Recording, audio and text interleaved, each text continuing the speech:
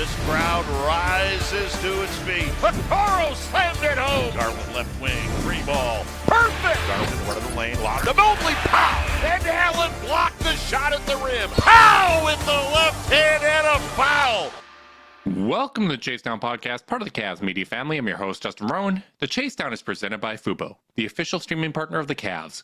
Watch over 350 channels of live sports and TV, including FanDuel Sports Network without cable. There's no cost and no commitment. Try for free at FuboTV.com/Cavs. No cost, no commitment, and no all-star break anymore. It is behind us. We are in the home stretch of the season. Only 28 regular season games remain for the Cleveland Cavaliers. They are on the verge of clinching a playoff spot, not even in doubt at this point. And joining me today is my co-host, Carter Rodriguez. Carter, how you doing, buddy? Doing good, man. Getting thirsty for Cavaliers basketball. The All-Star weekend didn't quite scratch that itch. And I need some Cavs hoops. The fact that we've only seen 2 games with DeAndre Hunter on this team feels unfair. It really does. Look at you, clean shaven, looking sharp, buddy. Thanks, You're putting your best foot forward for this. I like it. Well, I would argue it's probably my worst foot forward, but you always have to start somewhere. Hey, that's that's My good wife motivation might for agree. the children there. Though I've been rocking a mustache, which she really hated. So this is I'm back to net neutral. Fair, very fair. We thought it was best to kick things off with this post All-Star break, the home stretch, with a mailbag. So I want to get into that right away, but I want to reflect just for a second how much I enjoyed the fact that we put out questions, and I would consider our listeners to be sickos. I think we are a pretty damn niche podcast. So if you're locked in on us and you're submitting questions, I like to imagine that you're sicko. Nothing about the All-Star weekend, which I find refreshing because I really didn't want to go through takes on how to fix it and whatnot. I'm exhausted anytime an NBA podcast is bringing that up because I think it's just such a played out topic. So thank you, listeners, for not fixing submitting anything in this world. Just let it burn, baby. Not the All-Star game, the world, to be clear. Hey, how about that? And with that in mind, with that mentality in mind, let's kick things off with our buddy Waji, who asks most favorable and least favorable potential playoff matchups when it comes to the Cleveland Cavaliers. I think when you're looking at most favorable, you're probably looking at who you can play first round. And can we amend the question to say most favorable and least favorable for each stage of the playoffs based on kind of how we think it's going to shake out? That's fun. All right, let's work our way backwards. For Eastern Conference Finals, most favorable would be any team but Boston. If somehow we don't have to play them, that would be terrific. How do you want to go? Well, I think it's a relatively obvious one at the conference finals level. Like if you're looking at the top two teams in the East other than the Cavs by a really, really healthy margin, and the point differential really shows this. Cavs are plus 10.8, Boston's plus 9.1, New York's plus 5.9, then Indy is plus 0.4, Milwaukee 1.4, Detroit plus 0.5, and that is your entire Eastern Conference teams with positive point differentials.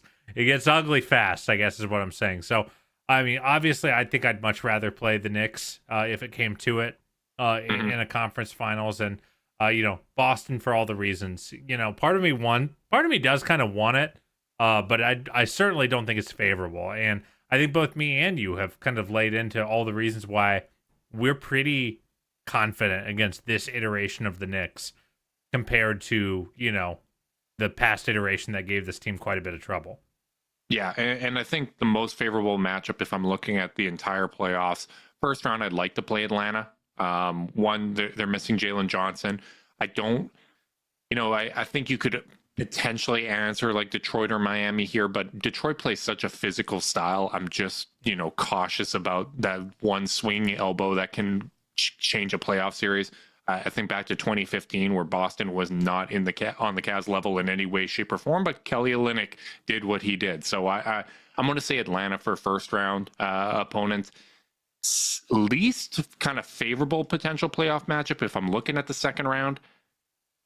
I really don't want to play the Bucks. I want to play the Bucks, but if I have to pick out of, all due respect, and this might sound stupid because we play them 3 times down the stretch here, but out of the Knicks, Bucks, and Pacers, I kind of, the team that I want to play the least is probably Milwaukee, just because Giannis, has that best player effect. Dame can be fantastic for a series and make things tough. I think we'd beat them. I wouldn't worry about the outcome in this series, but I think in terms of their ability to challenge the Cavs, I think I have more respect for Milwaukee and how, that matchup would go than the Knicks or Pacers. Yeah, that's fair. I think I'll weigh in on the first round first and say, I don't want to deal with Orlando again. Yes. That was scary. That was hard. It was physical. It was and their best chance of competing is to ugly it up again. But part of me is interested in Orlando as an early test to undercut my own point, in the sense of, we've talked a lot about how the Cavs offense has never really performed well in the postseason. We feel like it's going to be different this year. Heck of a test to just run it back against the team that really stymied you. Yeah. To really see Mo Wagner, so you feel a little safer. To see how different your offense can be against a great, opponent. I don't know if we're going to learn that much about the Cavs postseason offense against the Atlanta Hawks. So, if you're looking for good lessons, maybe Orlando is more favorable, but I just don't want to deal with the physicality. I think the team I would be happiest to play in the first round is Atlanta. They have given us some trouble here and there, but we got one of the guys that gave us trouble in DeAndre Hunter. That Heat team, I think, does not have the juice to win a first round series, but I don't want to be the one to find out. Fair. So at the end of the day, and I just don't think Chicago's getting there. So that's the first round. It's funny, the second round, we should be picking the Pacers. Because they're the worst team of that group. That's who I'd pick. Indy, that's who Milwaukee, I like favorable, yeah. New York, and New York's got such a lead. I don't think they're dropping a 5.5 game lead for the 3 seed. So I don't think we're dropping to Boston. And if we do, I'm going to be upset. But you're pretty much locked in to Indy, Milwaukee, or Detroit at that point. I think Detroit is probably the team I'd rather play, though. I think the team would be super motivated. I think the story is there, going up against JB and his staff. I think that we are really, really good when you only have one way to attack. Yeah. With Jaden Ivey out for the year, it's kind of Kate or bust from a creation standpoint there. Which is probably going to tie into some of my points about the Knicks later on in this podcast. Sure, but they're worse, So yes, I know. So I guess I think I would have to go with Detroit, and then of the least favorable, I mean it's got to be Milwaukee. I think Indiana actually matches up with us better, in terms of a styles make fights thing, but the talent gulf with Giannis, and if Dame is on in a postseason series, he's one of the guys who, even though I think neither of us are enormous Dame Lillard fans, he is a guy who, when he's on, it is immaterial what you're guarding him with. And I don't like any matchup where that is true, because I like matchups where the Cavs defense can make an impact on what's happening in the game. And sometimes Dame can just hit those runs where it just doesn't matter. So I think it's got to be Milwaukee. And the fullback drive from Giannis, there's kind of two forces of nature that can be tough to contend with. Yeah. And then finally, for what it's worth, I think Kuzma's fit in really well there. I think he's actually been a good addition in the few games we've seen. I think I don't know. I should say Indy, but I don't want to deal with Giannis. I don't. Fair. Makes sense to me. Next question from our buddy DH. Which rarely used lineup combinations are you most excited to see in action for the stretch run of the season? You want to go first on this one? Yeah, so I'll be a little concise here. I don't care what combination of Garland and Allen or Mitchell and Mobley is used with this combination, but what I'm most excited to see is those kind of staggered lineups with Max Strus, DeAndre Hunter, and Dean Wade in the middle. I just think that those lineups are so damn long. There's so much that they can do on both ends of the court. And I really think for teams that don't have the depth that the Cavs have, I think that that's the kind of thing that not only is that a pain to deal with in the regular season, I honestly think like that's the kind of thing that's really going to hurt you in the playoffs. You're not getting a breather when two of the Cavs' best players are on the bench. So what I want to see is that lineup in multiple kind of combinations throughout the rest of the regular season. That is fair, and I definitely want to see that as well. But I think I'm going to lean on. It's funny, DH mentions rarely used because I think all our lineups are going to involve DeAndre Hunter in some form or fashion, so they're all rarely used. But with that said, I am very excited to see if Kenny is ever going to go jumbo lineup and play Okoro at the 2, Hunter at the 3, Mobley at the 4, Allen at the 5, with a potential swapping in Wade at the 4 as well. I just want to see like how like insane do you want to tighten the screws on defense? Because here's my thing, dude. If Darius or Donovan is at the 1 in either of those lineup configs, I still think you can score pretty well. You know, if Isaac is relatively on offensively, because you still got shooting in the form of Hunter. You've still got the high post creation of Evan. You've still got a pick and roll partner in Jarrett. Like, I just think you could be one of those. The offensive rating is 115, but the defensive rating is 84. You know, I just I don't know. I just would be interested to see like how hard does he want to like turn the knob on defense and just rely on Darius or Donovan to get buckets. I think that's a great take. And, you know, with Mobley showing more from a creation standpoint and DeAndre Hunter being a bona fide scorer, like he's not just a catch and shoot guy. This is someone that's able to create off the dribble and generate a lot of offense. He did a fair amount of that in Atlanta. We've already seen a good amount of it here in Cleveland. So I think you are correct in your assessment that could make a big difference there. Question from Tyler Bell in the YouTube chat. Do each of you have a personal preference for the top few kind of candidates you'd like to see for the Cavs final roster spot? I want you to name names. Thanks, should we talk only externals for this one? Yes. Or do you want okay. In terms of externals, I mean it's a pretty like barren market to be honest. Like I thought we were gonna see I think I misread the market a little bit. Not that it matters, because it wasn't like I was leaning on it that much, but I thought because of all these apron restrictions and stuff, we'd see teams like, I don't know, like Atlanta, like other, teams in that like kind of no man's land in the league be like, I'm not paying a guy that I don't have a future plan with 12, 14 million a year just to exist on my, on the periphery of my rotation. I thought we'd see a few more buyouts because of that. But I think what I underestimated was guys are like, free agency is dead. It's really, really hard to get a deal.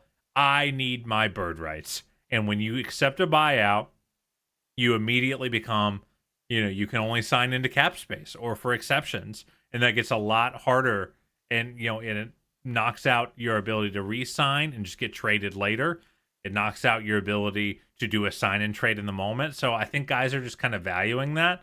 And there's not as many guys who are willing to, basically take that $2 to $3 million haircut to go join a contender if it means their bird rights are messed up. So it's a dry market, is all that to say. And one of the guys who I was interested in, Lonnie Walker, just reportedly signed up with the 76ers out of Europe. So it really, you got to kind of look at the big man market, and you look at a guy like Mo Bamba, who's available. I think, I'd be into that. It hasn't worked crazy well as of yet for him in his career, but, he's shot a little. I've always been obsessed with that stretch 5 archetype, and he kind of fits the bill, even though I don't think he would play. I don't think anyone in the buyout market would play for this team when they're even if they're dinged up and like down a man or two. But Bamba is interesting to me. Another interesting guy to me on the same wavelength, but has been a bit more productive, is Christian Wood. He hasn't played yet this year.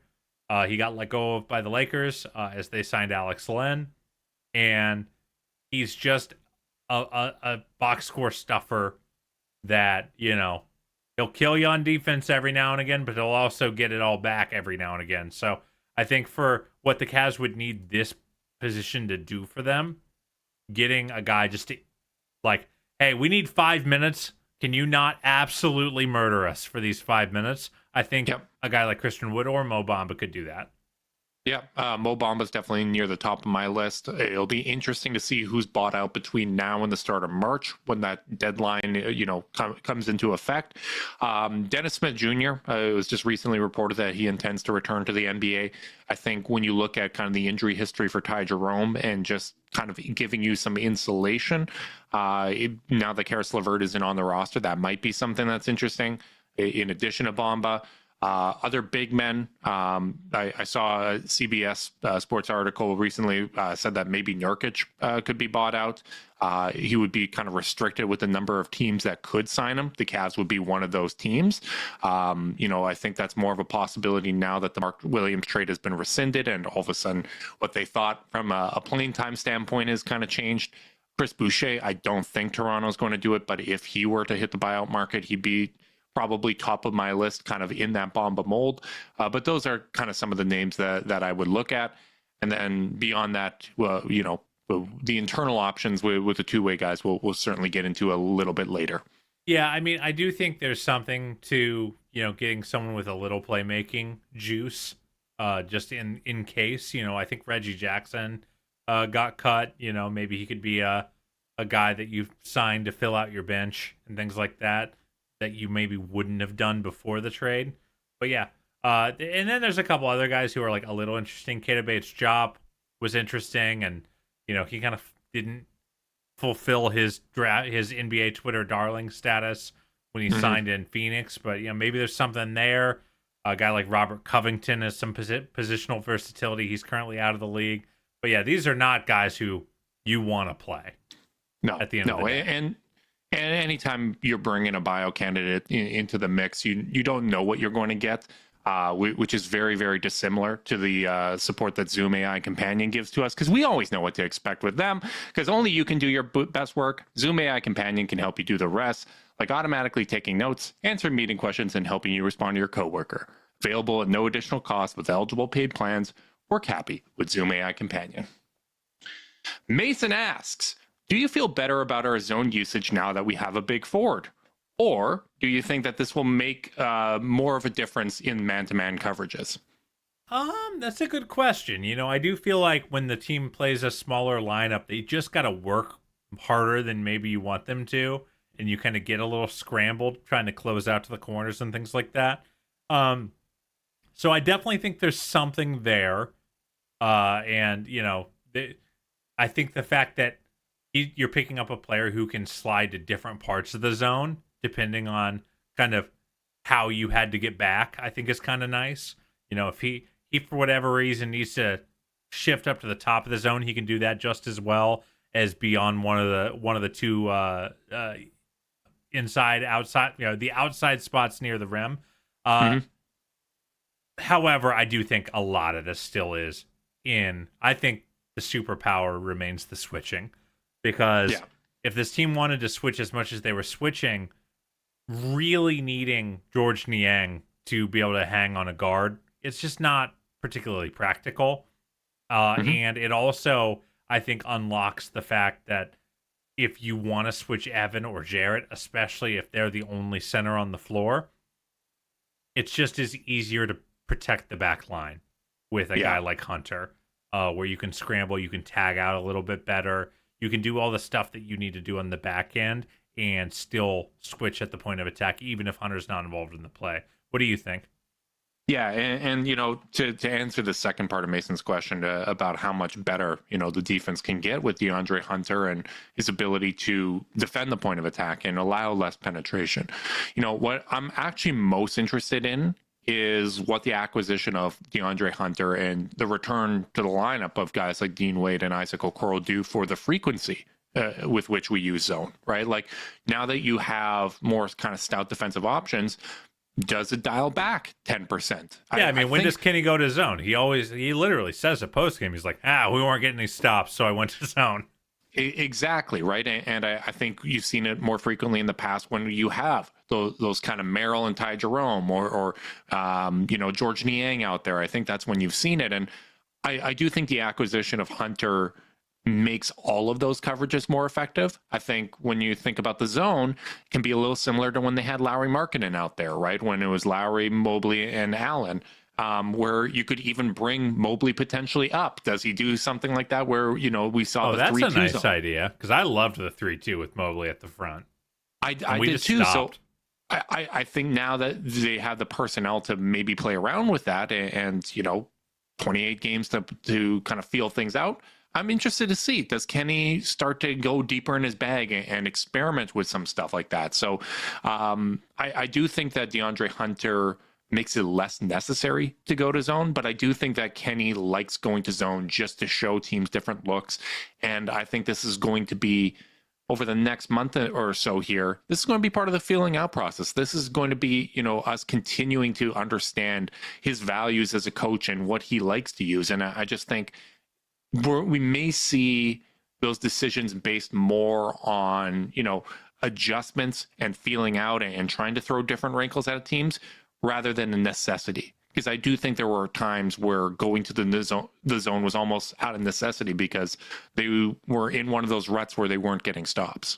Absolutely. And I think the other kinds of zone configs is an interesting wrinkle that I hadn't yet considered, because I thought Mobley at the front of that 3-2, and really it felt like it mostly was like 2 years ago that JB was doing that. It was, yeah. And I think at the time he had credited Sidney Lowe, who was, on those staffs with Kevin Garnett back in the day and used it in that way. But like when you have all the size on the back end to protect that, I think it's a really cool wrinkle to throw out. But I do think you're generally right that I just don't think they're going to need to go to zone as much, or they shouldn't need to go to zone as much, especially as Okoro and Wade come back. It will depend on, I'm really interested to see how Sam Merrill, Isaac Okoro, and Ty Jerome's minutes totals look once the team is fully healthy, assuming the team gets fully healthy. Because I think it's really going to tell you a lot about what Kenny thinks this team is best at and what they need the most. I think I've kind of been operating under the assumption that Sam's minutes will dip, but guess who's playing the best basketball of his season right now? Yep. And I think Kenny really values Sam. So I don't know, man. It's going to be really, really interesting because we can talk all these things about, I'm so excited for a jumbo lineup and all this stuff.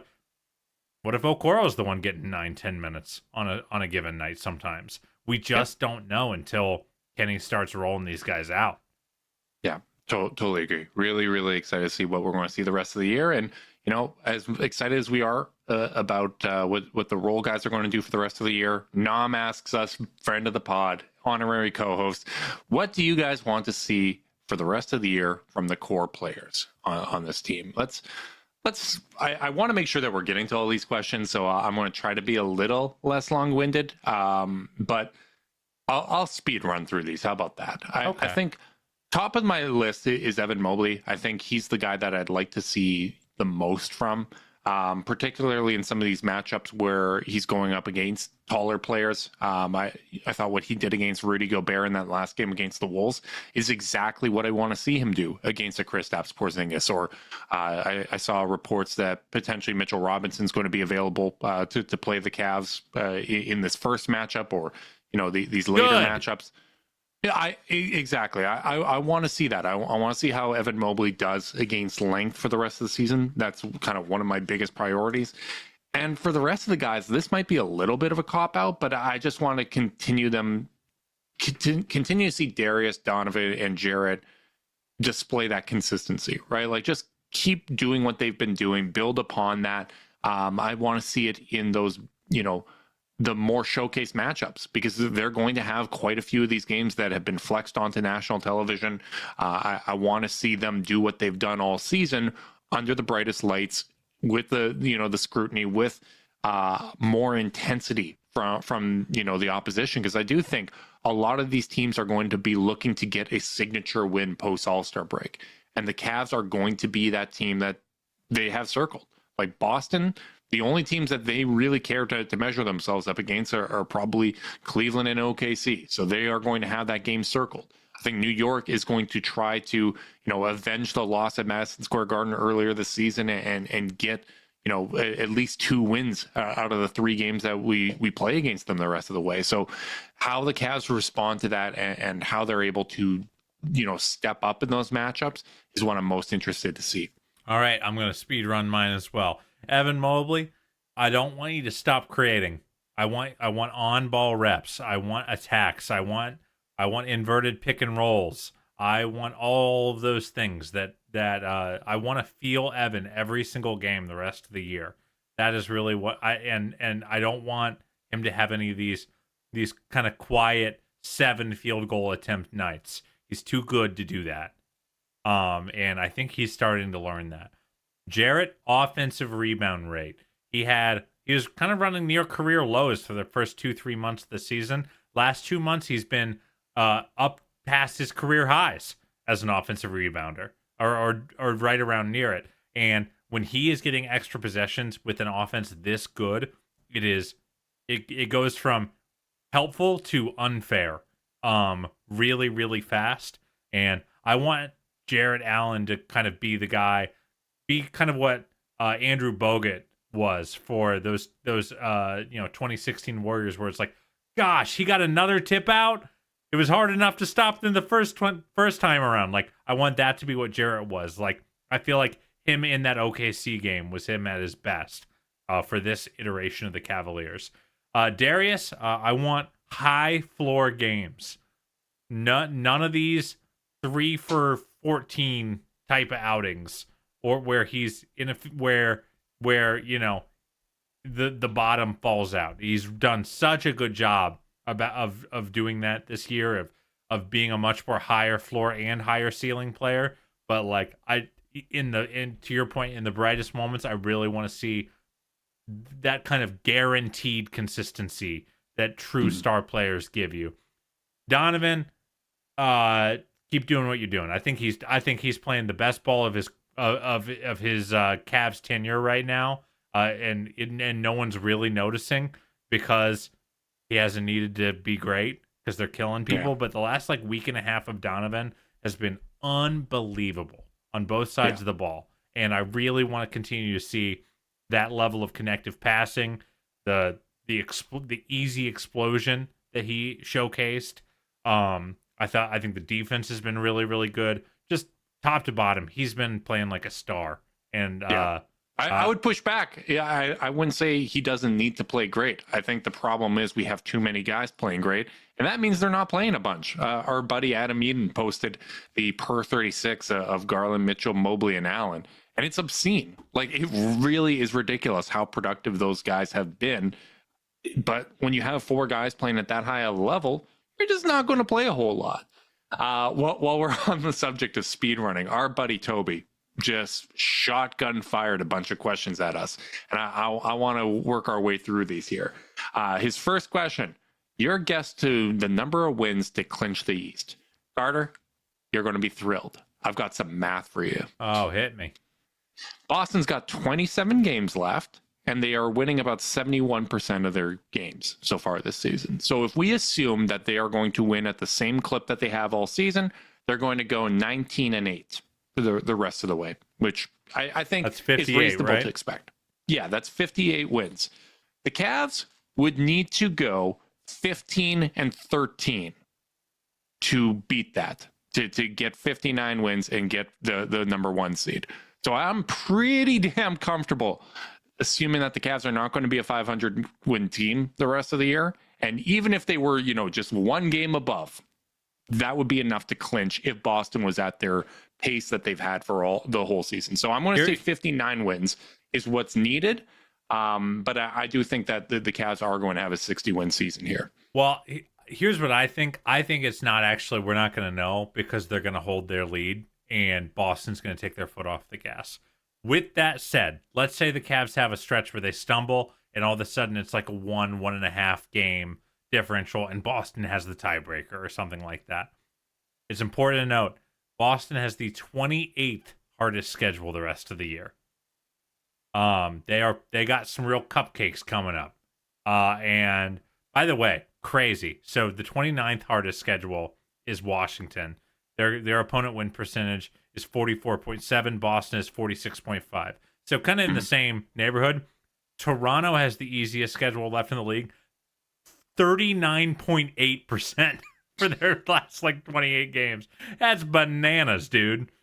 That's a big gap. That talk about a front-loaded schedule from a difficulty perspective. But to get actually back on topic, I think Boston is going to win better than their current rate because of that easy schedule. But it's going to depend on how close the Cavs are by the time we're getting near that stretch run as to how hard they're going. Because I think the first seed in the East matters. Yeah. It's the difference between dodging the Knicks in the second round, who have been quite good, and it's also home court in the conference finals, which I think the Cavs are good enough that Boston cares. I want home court in the NBA finals. Let's do this. This is actually a great point before we get to the rest of Toby's questions. Let's mix in souls here, because he says, what record do you think the Cavs will realistically end with? Give your bravest guess. 67 wins, baby. I will continue to say it. We are getting the franchise record on the nose. Carter, Coward, go ahead. I'm going to say 66. I think they're going to match it. I think they're going to tinker. I think, and they are going to be at the point where I think if anyone tweaks an ankle, they're going to be sitting until that ankle is right as rain with the pad they have.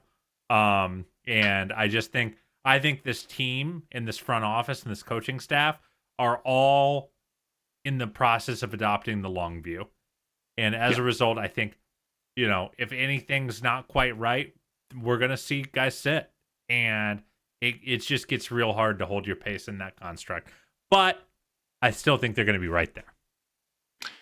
Toby's next question, Travers or Thor as one of your late season acquisitions? Carter, I know where your heart is. My heart is with Luke, but my brain is with JT. I think Thor he's bigger. He is easier to plug in as a low usage player because he has the stretch big kind of capability and he can guard power forwards. And I feel like if I really need him to, he can guard some fives if I'm in a really tight spot. I don't think Luke is physically developed enough to do that yet. And then also, Luke's jumper just takes too long to load up right now. And if you catch the ball open in the corner, you got to shoot it, and you got to shoot it fast. And so while I am still of the opinion Luke is a better developmental talent, and some of these G League stat lines he's posting are eye-popping. I was about to say, 25 points, 18 rebounds, 10 assists, 1 steal, 2 blocks in one of his recent games. Yeah, if this were last year and I had different expectations for this team, it would absolutely be Luke. Just roster him, get him into the system, let's go. But we're trying to win a title, and that's where development takes a back seat, and you just get the guy who you think can help you the most right this second. And I'm taking the guy who was an NBA rotation player last year. Yeah, I don't have much to add. I'm excited about Luke Travers. I think the entire game is there with the exception of the outside shot. I think this is a team that has a long track record of developing shots and having success with that. So I think, continuing to work with the team is going to be beneficial for him. I saw the pictures the Cavs posted today. It looks like he's traveling with the team along with Amani. So I'm hopeful, that they take care of business against Brooklyn. We see some more opportunities for Travers to play. The ankle injury was really unfortunate because I think it deprived him of an opportunity to play at a time where we were cycling, the two-way guys in, where there were some injuries, where there were still a lot of blowouts even with those injuries, where he could have played. So I'm very excited about what I'm seeing from him, because when I watch those Charge games, which people should absolutely do, those are available for free on YouTube.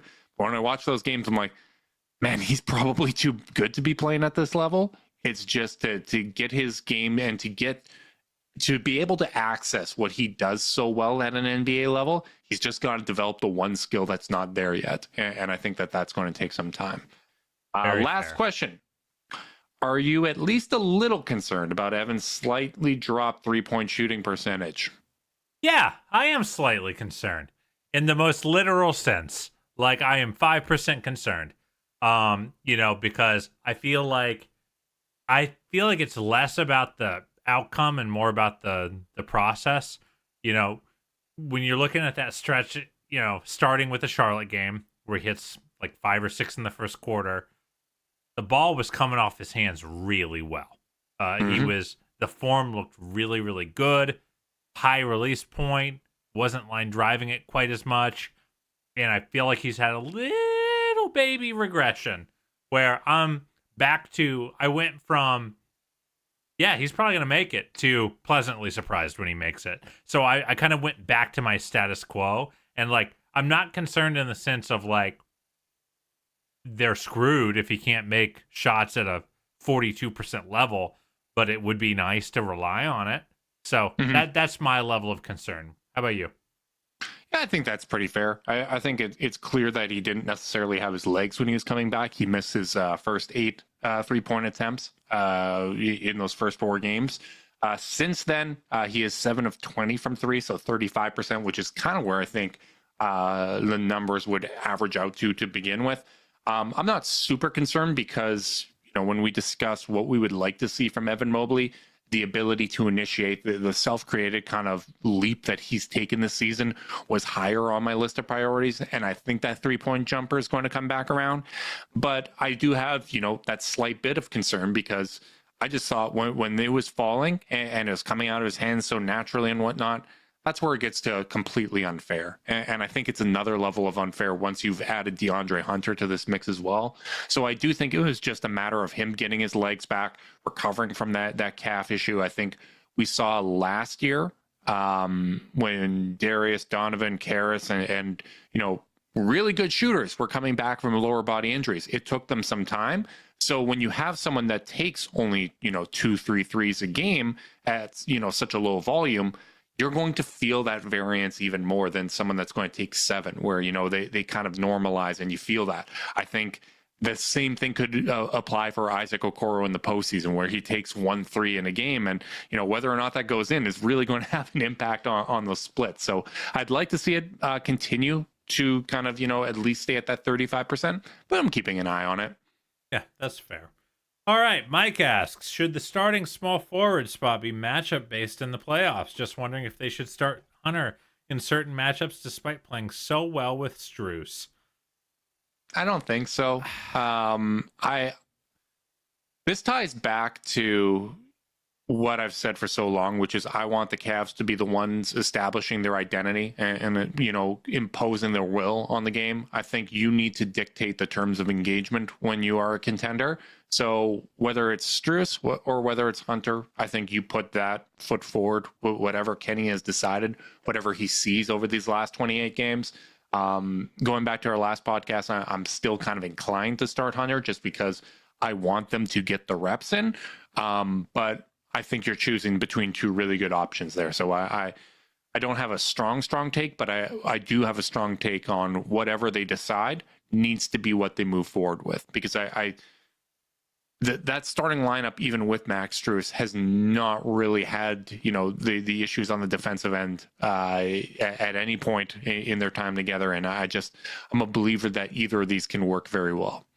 Yeah, I think I'm going to go with, generally I agree. However, this is the playoffs. And as much as you want to, pound your chest and be like, yeah, we dictate the terms, sometimes teams make you make a choice. And sometimes that choice ends up propelling you in a way you weren't expecting.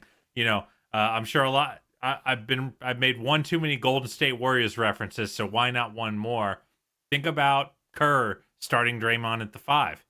Mm-hmm. That was a controversial choice, and it was a reactive choice.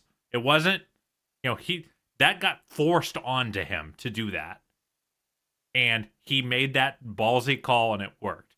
So I don't want to say So even though I do strongly believe in what you said, which is pick a course and stay the course because players need that, and like to criticize past iterations of the Cavs, felt like they were like really quick to be like, all right, change the starting lineup like at the first sign of trouble. I don't want to do that, but like this team is good enough and deep enough and versatile enough that you might need to make that call. And I wouldn't take that agency away from a coaching staff that has pushed so many right buttons. I get what you're saying. I'm going to disagree just a little bit. I think you really have to, because, you know, as much as you can bring up that Warriors example, I'll give you an example from the 2016 finals where Kevin Love got his concussion and we had Richard Jefferson starting, and that was a blowout win for the Cavs coming off two blowout losses. I think it would have been really, really easy to be like, hey, let's downsize a little bit here. Let's, you know, maybe bring Kevin Iron off the bench. Let's keep wings on the floor and kind of change up our identity. Ty went back to, you know, what they've done all season. And when you look at it, they had a plus 11 net rating when it was LeBron, Kyrie, and Love all in there in the NBA Finals against Golden State, despite Kevin being limited for the remainder of that series. I just think once you've kind of made your decision of how you want to ride things out for the rest of the season, you got to, whatever you figured out is your best foot, you got to put that forward. You have to do that in the playoffs. I don't think you can let the small sample size of a playoff series get you onto your back foot where you're trying to make these adjustments. I think whatever you decide, you just kind of have to go with, which is why my turn to argue with you. Okay. Which is, I think we're talking two very different arguments, because you're talking about Kevin Love and Richard Jefferson versus DeAndre Hunter, and I'm talking DeAndre Strus, Hunter and Max Strus. And okay. I think those guys are so close to each other in terms of their impact on the court that it could be a styles make fight situation, in a way that even if the Cavs were better off downshifting against the Warriors, not if it's Kevin Love on the bench, you know? So but that was not like when we did our rewatch series, man, Kevin Love was better than people remember in games 1 and 2. After he took that blow to the head, he was not the same for the rest of that series. So I get what you're saying. I get it. I just think it's more gray than you're making it out to be. I don't think it's gray. This is like a philosophical argument more than, you know, me thinking that there's necessarily a wrong answer. I just don't love kind of getting on your back foot. It almost takes me back to the Knicks series where it's like, all right, well, let's try, let's try starting Karras here. And even though that lineup worked, I just didn't love how that felt. That's fair. That's fair. Mike's other question, not sure how much you guys are able to watch the Charge, but what's keeping Naon Tomlin from getting a 2-way or 10-day from some other team? The only thing I can think of is his relatively slight build. I think when it comes to this is, couch this as reckless speculation because we don't do reporting. We're not journalists and whatnot. But I do think when it comes to the kind of 2-way assignments, I almost feel like there's some, whether you want to call it politics or relationship kind of, approach that teams have. Like, I think that there's some connection of, okay, we're giving you this opportunity with the Charge. We believe in you. You're within our system. And teams don't really go out and poach, at that level. I just don't get the sense that happens a whole lot. And usually when teams have kind of committed to their 2-way guys, they commit to them for the year. You don't see a whole lot of kind of changing that up throughout the season. I do expect, if we're, making our blind predictions here, I think Naon Tomlin's going to either be on a 10-day or a 2-way contract with the Cavs before the season's over. I think someone's going to get promoted from that bunch. And the Cavs have until Thursday to sign with someone to at least a 10-day deal. It would not shock me if Naon Tomlin was that player. Just thinking back to what they did last year with Pete Nance, who was not on a 2-way contract, but was working his butt off with the Charge. And this is our way to reward someone that's working their butt off with the Charge that we still, hold in some regard. But I agree with you. Like, I think Naon Tomlin is absolutely worthy of a 2-way contract with someone. You agree with me? I haven't said anything yet. I agree with Mike in his assessment. that Naon Tomlin is someone that teams should want, because I, as a Cavs fan, want him to be on one of those two ways and under team control. Yeah, I think you kind of read the room right. Like, for the most part, like, guys in the G League, like, because they also have to do their own math. Like, first off, there aren't that many teams don't keep two-way spots open. Like, I don't know if the Cavs have ever, like, just had open two-way spots for more than, like, a couple weeks. So everyone else has their own guys they're, like, getting their eyes on for the year. And, like, the hit rate is so low at that level, like, you kind of just want to see a year with your guy. Like, and I think that's generally how we've believed that the Cavs should operate with their two ways. Like, everyone about a year and a half or so, figure out if they're worth keeping around, and if not, cycle some new guys in. But you can't just be like, moving guys around like hotcakes. Like, it's just not gonna work. So, short of a two-way offer coming in, like, I don't know if it behooves Naon Tomlin to take a 10-day somewhere else. I think it's like getting an offer as a restricted free agent where it just doesn't happen anymore. Yeah. Where it's like, you it's just too much of an inconvenience. So, like, you've got a team that like has a plan for you to some extent, as much as you can, with the level of job security that being at that league level the league offers. And it's like, well, I'm gonna stick and just do my best here. He's also a raw prospect. He didn't even play high school basketball, so like, I think he's got a lot of learning to do. And I'm glad that the Cavs, he's a great swing for the Cavs to take, especially in their G League program. And I agree with you that I would be, if you were to make me put a percentage likelihood based on no intel at all, just based on how they've worked in the past, the kind of performances he's putting up in the G League, I do think there's a very good chance he at least gets that, hey, thanks for busting your butt. Here's 10 days of a prorated NBA contract. Mm-hmm. And this all kind of ties into a question from our YouTube chat. Reese asks, would you guys like the Cavs to pick up Mo Bamba or bring in Naon Tomlin on a two-way deal and kind of call him up? Both would be cool. They do have two open roster spots, and I think my understanding of the cap math on this is they can, particularly if they bring up someone that doesn't have NBA experience, I think that there's enough flexibility to stay under the luxury tax with that. I think there's some incentives on DeAndre Hunter's contract that may not necessarily hit. So, they can kind of figure that out. But I'd kind of like to see the roster fully rounded out. Like, if you're, whether it's Naon Tomlin, I don't think it needs to be him. I still, going back to what we talked about before, I probably would lean JT Thor just from an NBA experience standpoint. But I'd like to see, by the time playoffs roll around, let's have 15 guys on the roster. Yeah, I don't like showing up to a gunfight with a half like a half full round. Like, I want as many options as in Kenny's playbook as we can give him. So yeah, I would definitely like to see the roster filled out. From the YouTube Live, Max Seiko asks, how soon after the Cavs clinch the 1 seed would you like to start DNPing guys, if at all? I'm adding the last clause there. Yeah, I would say, probably, and I got to give some credit to Chris Fedor for this, listening to the Wine and Gold Talk podcast, where he was talking about how the medical staff basically evaluates everyone's bodies and gives Kenny kind of the green, yellow, or red light on where they're at. Of yellow being, hey, this is something we're keeping an eye on, but he could probably use some rest at some point. Red, we don't think that they should play and whatnot. So maybe in some back-to-backs, you give guys rest based on kind of where they are from a, physical standpoint, if they're nursing anything. But in terms of just rest, I wouldn't do that. I wouldn't do that.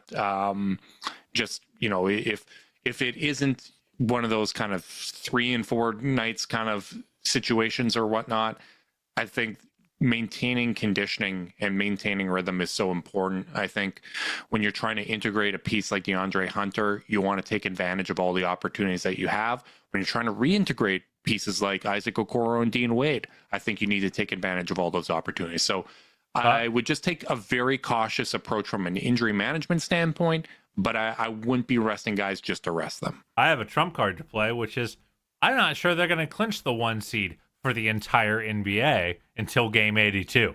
And there's a good point. They are not just racing the Boston Celtics, Max. They are racing the Oklahoma City Thunder, who have the exact same record through 54 games and a 1-to-1 split on the in their head to head.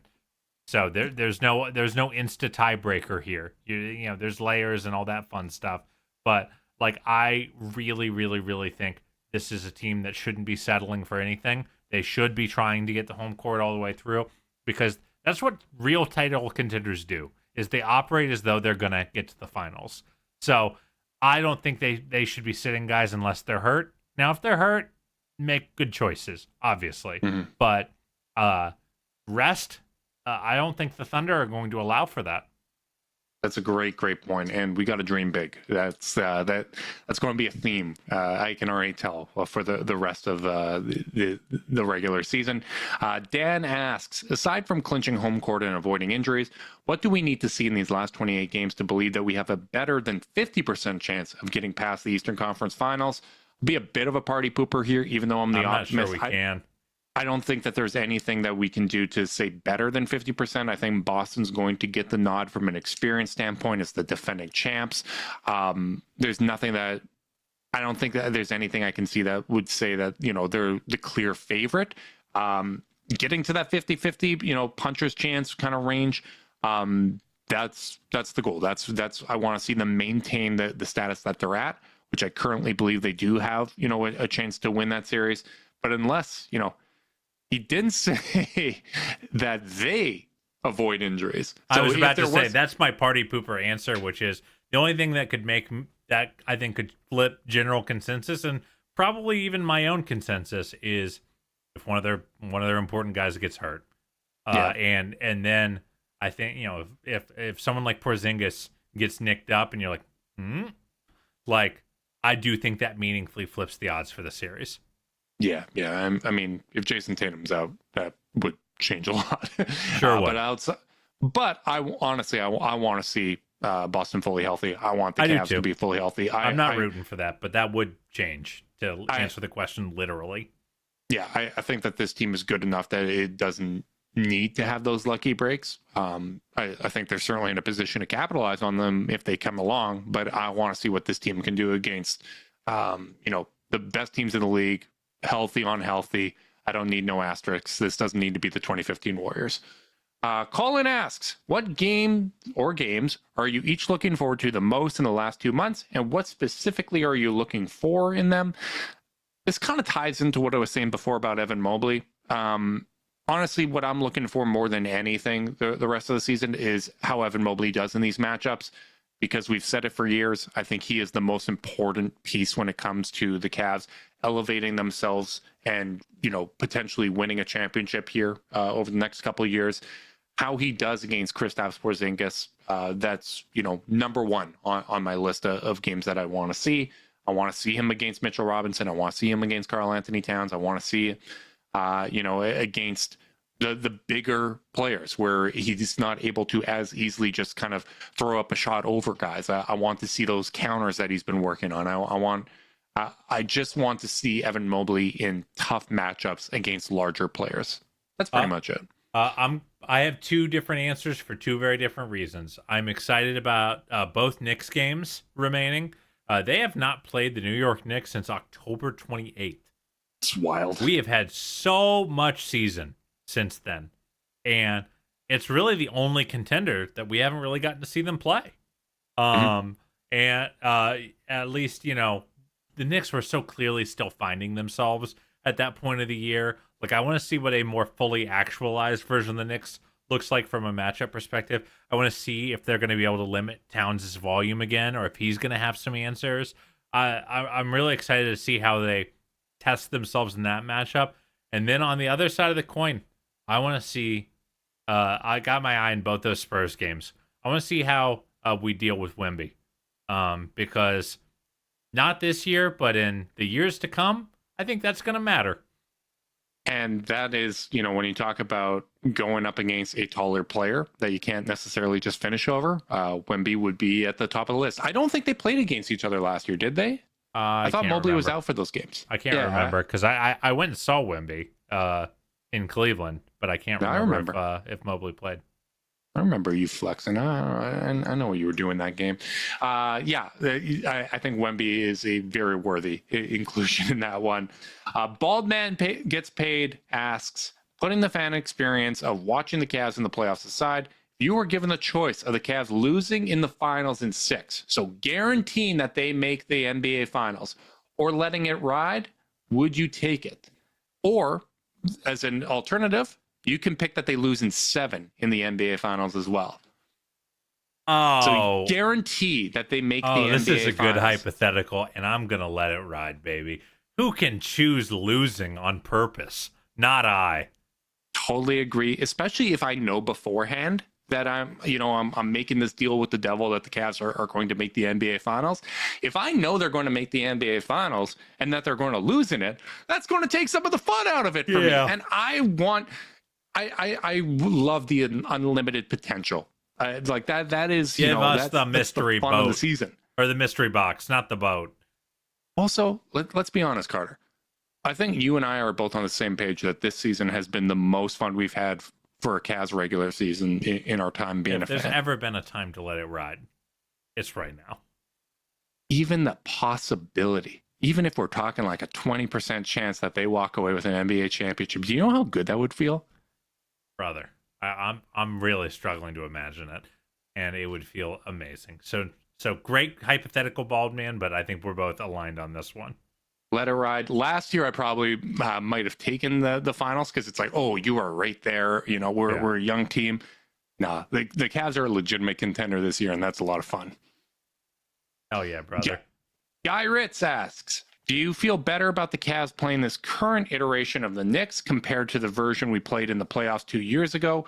Do you feel we match up better or worse against the current team, even though they have more talent on paper? Carter, I'll let you go first. Yeah, I'll go fast. I think, yes, I do feel better because, the team is better, which goes a long way, because they might be better, but we're way better than we were 2 years ago. Mm-hmm. And then, ultimately, I just think the stylistic changes and adaptations they made to try to compete better with a Boston made them easier for us to deal with.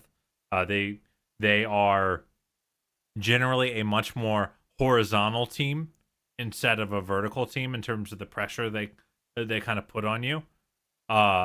They are, guys like Bridges and Brunson and Anunoby. None of these guys are like straight line drivers with force. And I think straight line drivers like Shea or Jalen Williams, like OKC is always first in the league and drives per game by a mile.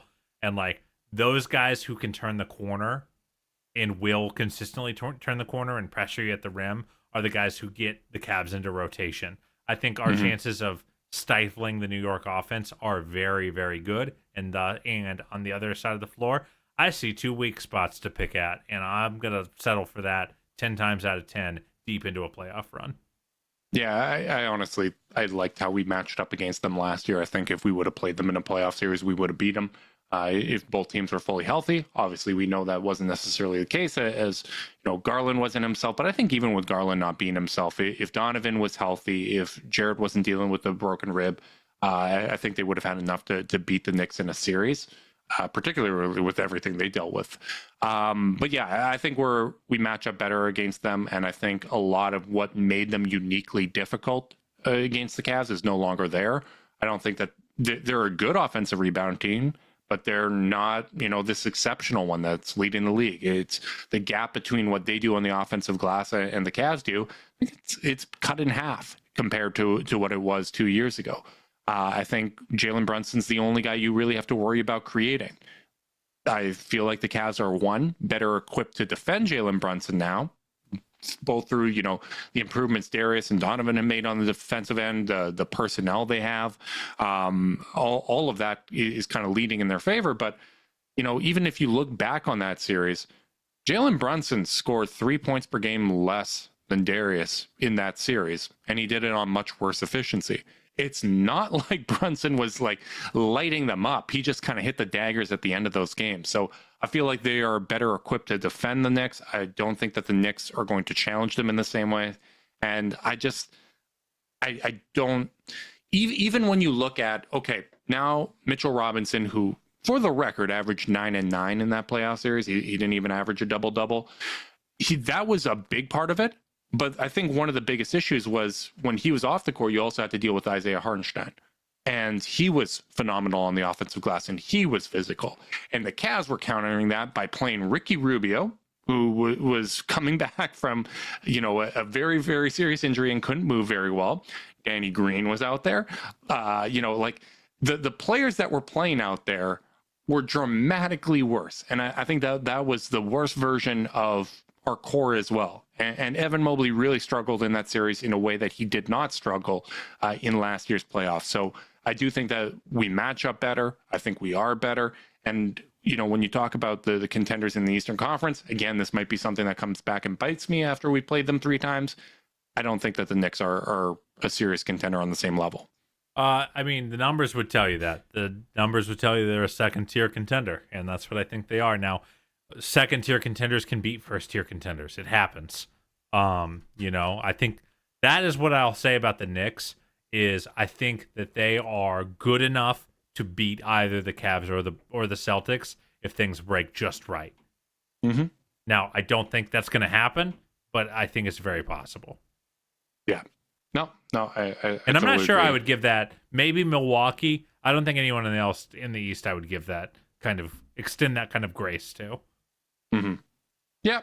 It's going to be interesting. I really, really want to see how these remaining games against the Knicks and Celtics go. David asks, would love to hear your thoughts on how the season could end. What would another second round playoff exit mean versus an Eastern Conference Finals appearance? I think this season is a totally different ballgame. I think losing in the second round, bad, with the obvious caveat of, if there's some extreme injury situation or whatever that changes the context, that reserve the right to change my opinion. But losing in the second round would be a failure. I think they are a clearly better team than the Pacers, then the Knicks, then the Celtics, then the Bucks, or the teams that you would play in the second round.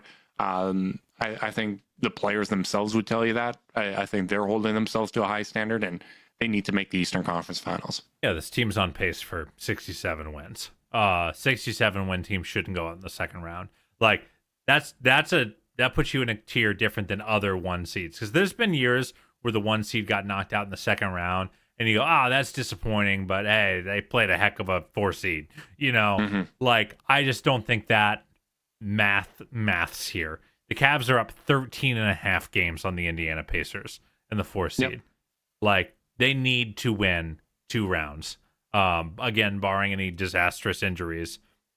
And if not, what that really probably means is that something that we thought wasn't a foundational flaw, something I thought that I think that it would be reflective of the experiment, at the end of the day. And I think getting to the conference finals, I'm sorry, I know this will probably get called a loser by some of our listeners. I don't think there's shame in losing to a team as good as the Boston Celtics, who have a plus 9.1 scoring differential. That's an elite team, even while they get scolded for taking things not seriously enough in this regular season at 39-16. But I'm sorry, I'm not going to apologize if they lose in a series like that. And I think that as long as it's not like a disaster of a series where they get like it's going to need to swept out. be competitive. Yeah, it's going to need to be competitive for sure. But also, it's important to note these are that's a high variance team you're playing. You could catch them on a 2-week stretch where they're playing unbelievable basketball and they just shoot 44% on contested threes in 2 of the 4 games and they win in 5. And that so I'm really gonna watch the games to tell me how competitive it is, not just look at the win-loss record. So that's my only caveat there, is that even if they lose in a quick series, but it's like all 5 games went down to the wire, that's different than getting run out of the gym. Yeah, we saw the 2017 finals. We know that a 5-game series can be close, right? And it can come down to 1 or 2 plays and shooting variance and all that kind of stuff. So totally agree there. That's why it's important to watch the games. Kazlik from Twitter asks, hypothetically, this core stays together for 6 years. What do you predict the accolades for the team and individual players will be? We don't need to go into the specific ones, but I'll say this. If this core is together for the next 6 years, that does not happen unless they've won a championship. They do not win a championship if Evan Mobley and Darius Garland aren't making all NBA teams, at least a couple over that 6-year span. So I do think, for it to go 6 years, which would mean basically all these guys re-up beyond their current contracts, the team decides to keep them all together for that stretch, I do think that they'd have to win a championship. And, I'm very, very comfortable with that as a possibility. If we are talking in 6 years and that, that asteroid they're talking about on the Twitters does not hit, I think we are talking about a championship Cleveland Cavaliers team at least once over that stretch. Yeah, I mean, what chorus have stayed together 6 years? The Pippen Jordan Bulls, the KD, I'm sorry, the Steph Clay Draymond Warriors, the Duncan Manu Tony Parker Spurs. Like, maybe the only non-championship core I can remember that stayed together like 4 or 5 years. And really, this would be like a 10-year core if you add 6 years to the existing, 3-4 years that these guys have already played together. Teams I can think of are like the Grit and Grind Grizzlies that stay together like 4, 5, 6 years. But like, it just would be an exception to the rule. So I think your logic here is correct. They would have at least had to win a title. Yeah. Oh yeah.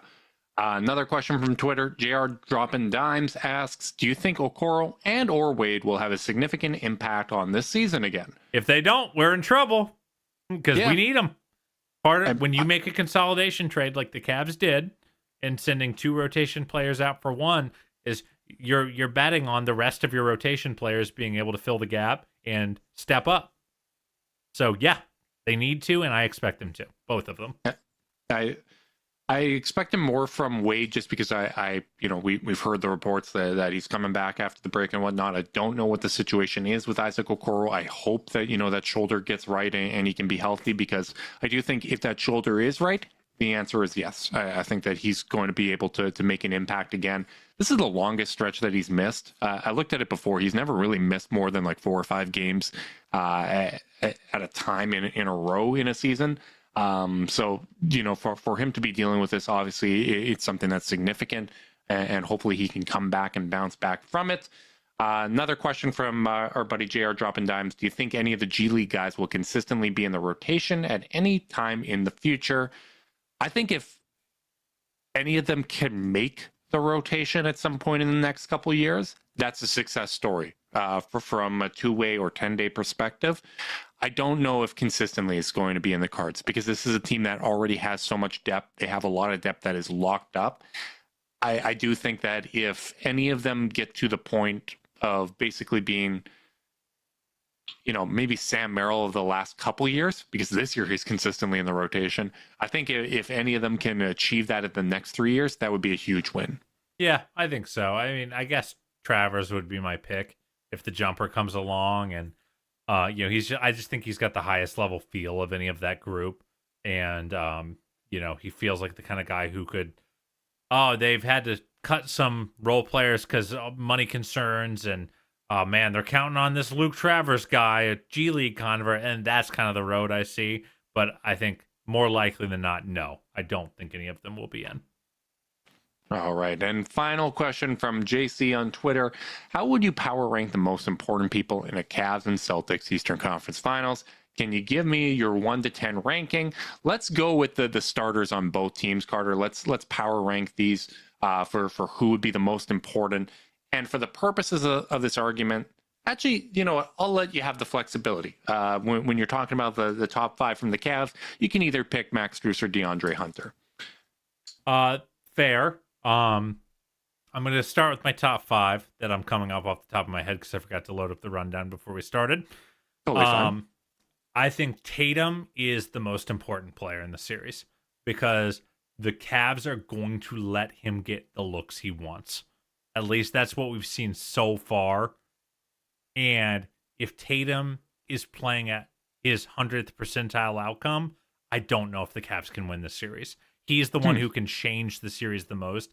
by abusing the Cavs strategy the most in a way that's really painful. As you've noted, he's 9 for 24 with Darius switched on him in the 3 games they've played so far this year. If that were to flip in a meaningful way in a playoff series, that is death. And also, his ability to not take the bait is maybe just as important. Up next, I'm going Donovan. No, hang on. No. We're both going to go. Okay. One We're going to take turns, and that's going to buy you more time because I'm a good co-host here, and I'm trying to give you time to think. I'm going to disagree with you. I do not think the most important player in the series can be a Boston Celtic when you're power ranking, because we just saw them win a championship where Jason Tatum wasn't their best player in any round, or at least in the last 2 rounds. Jaylen Brown was able to step up in that way, and he was phenomenal. But I think Boston has so much margin for error, it's impossible to put any one of them at the top of that list, even though I agree with you from a ceiling standpoint. If Jason Tatum is clicking and he's playing, at, the apex level that he is able to, that makes things very difficult. But I'm going to go with Donovan as the most important player in the series, because I think Donovan is needed to give the Cavs a floor. Because I think there's going to be ebbs and flows for them offensively, and Donovan needs to be at that superstar level, that all-time great. When you look at points per game against the Boston Celtics, Donovan's right up at near the top. He needs to be at that level to give the Cavs the breathing room and to really kind of steady the ship against a very, very difficult opponent in the Boston Celtics. So that's my number one, but I totally get where you're coming from with Tatum. Who's your number 2? I will go Donovan with my number 2, so I'll skip that answer. Is Tatum your number 2? Yeah, I guess. I really don't want to, because I guess I have to. Okay, then Jason Tatum. Then my number 3, and I considered putting him above Donovan, is Kristaps Porzingis. Okay. I think he's the Celtics starter for whom the Cavs have the least amount of answers, for whom annoys them the most and what they want to do on offense by a lot, and that's giving a lot of credit to Derek White and Drew Holiday, who are amazing point of attack defenders, as are Jason and Jalen. But I think KP bothers the Cavs more than anyone and puts them in a spot where they have to get into rotation more than anyone. So that's my number 3. I'm going to go Evan third. All the reasons we've talked about in the past. I think if Evan Mobley isn't playing at a high level, I don't think the Cavs have a realistic chance in this series. And if he is playing at a really, really high level, I think that gets Boston in scramble mode. I think it makes it harder to have Kristaps sit back in the way that he is. I don't think that Jason Tatum can guard him full time if he's playing at that kind of apex level. So Donovan, Tatum, and Evan are kind of my top 3. After that, I'm going to go Darius. And maybe Darius this is is my 4. Okay, so maybe this is a flaw in my thinking, because I'm always thinking of this from a Cavs perspective of what needs to happen in order for them to be competitive. But I just think, again, when you are talking about a series against Boston, this is probably the best roster in the NBA. They're the defending champs. They're going to have more margin for error. I think you need to have those 3 guys playing at a high level in order for the Cavs to win the series. And if they're not, Boston can have various guys step up. It can be a Jaylen Brown and Kristaps Porzingis series, or it can be a Jason Tatum and Derek White series. If the Cavs don't have their guys playing at a high level, I don't think it matters who it is from Boston, because they can just kind of rely on someone to step up. Yeah, I have Evan at 5. I have Darius at 4. And I have Darius. Explain to me Darius over Evan. I'm interested. What I think is likely to happen if Darius isn't on his game is that we'll get a repeat of last year's offense with Donovan, where he is because I think he actually does a great job scoring against the Celtics team. I think we've seen really good defenses gum up Donovan's game, not the Celtics. He does really, really well against them, but it gets really quick where that knob, I think, gets turned too far, and it's just he is the offense. And even if you're scoring pretty well, Boston can score better. So I think Darius is running the offense and being a real second threat, being a guy who's scoring 24, 25, 26 points a night efficiently and really with the keys matters to me. And I just trust Evan's baseline. on the defensive end against this Celtics team so much that I think I that's why I had Darius above him. Okay. Speed running the rest. I have Jalen at 6, Derek White at 7, Jared at 8, Drew Holiday at 9, and DeAndre Hunter at 10. Okay, I definitely agree with Hunter and Drew at 10 and 9. I might put Hunter at 9 over Drew. Again, I just think if the Cavs are able to get big wing scoring, that can change basically how Boston defends the guards and kind of open things up. But those two are probably at the bottom when you're talking about this power ranking. I got Porzingis at 5. I agree with you that he's someone that's going to bend the defense and he's going to be very difficult. And I echo your sentiments of Brown, White, and Jarrett at the 6, 7, and 8. So to recap, I got Donnie, I got Tatum, I got Evan, Darius, Porzingis, Brown, White, Jarrett, Hunter, and Drew. Very fair. And it's a good question. Good question from our boy JC. Yeah, big time thanks to all our listeners that always come through with these questions. We really, really do appreciate you guys. We give the priority to the Discord questions, but we always get bombarded from both Discord and Twitter and Blue Sky. So really, really appreciate you all reaching out with your questions. Big thanks to everyone that hung out in the live chat as well. Thank you for getting some questions in there as well. If you want to support us, like, subscribe, click that notification bell so you know when we're going live. If you're listening via podcast and you want to support us, leave us a rating, leave a review, subscribe, unsubscribe, resubscribe, and help cook those books. If you want to be part of Chase Down's exclusive Discord chat, send a screenshot of the review to chasedownpod@gmail.com. However you choose to support us, we really do appreciate it. Make sure you guys are staying safe out there. Until next time, go Cavs.